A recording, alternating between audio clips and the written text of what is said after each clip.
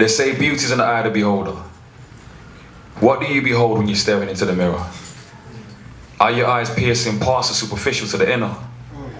You wondering if the grass would be greener if you're thinner? Hourglass body, couple tats to make the frame look gully. I've understood that only perception can make the rainy days look sunny. Who are you? Better yet, who am I? What do you think of yourself? Don't answer that.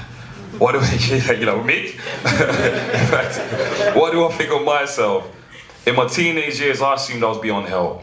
I struggled with depression and insecurities, and coming from a community that stigmatized mental health, I decided to walk in the shoes of someone else. But what did I expect? That losing mum and becoming part of the system would not intercept.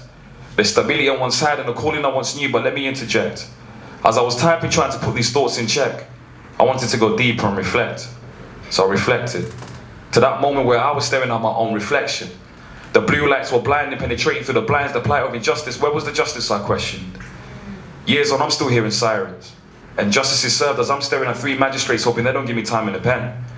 Because as much as I wanted uninterrupted time on my pen, I couldn't relent to the fact that if my sister saw me in this position again, she'd be mortified. With a person I had morphed into, I Imelda's son, now a national statistic engaged in the world of crime. My mother would have sat me down and said, hey, little light of mine, why you deeming your shine? Remember your lineage. Your grandfather in his meekness became one of the first teachers in his village. Your privileged position was the vision he prayed about the nights he was speaking to Jesus. You see, son, the Lord will lead us past the storms that try to deplete us, but you must see while sowing you the first time I held you, like I thought you would leave us. Son, you're a leader. So you can bob and weave to the deaf, hear when the silent speak, but you best put your calling on speaker. Stop ignoring and start seeking. The truth is, I would have responded. I lost me when the police came and told us that we had lost you that evening. I felt like dying when the image of you shattered into pieces. And I mean, I attempted a puzzle when the pain wasn't subtle, felt like my brain was in puddles and the memory of you was seeking in the deep end. So I started living for the weekend and rendered life cheap so I didn't care how my time was being spent. I locked my emotions and there was no replacement key to unlock them. I became accustomed to representing myself like a customer service rep with a smile whilst my mind was raging in tantrums. I concealed my anxieties in sex. I hid my insecurities in chasing notoriety to impress, so they won't press upon me the need to express.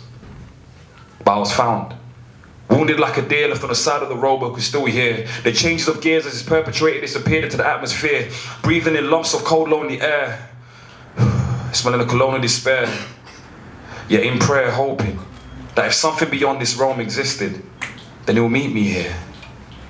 Then they said, beauty's in the eye of the beholder. What do you behold when you're staring into the mirror? Are your eyes piercing past the superficial to the inner? You wondering if the grass will be greener if you're thinner? Hourglass body, couple tats to make the frame look gully.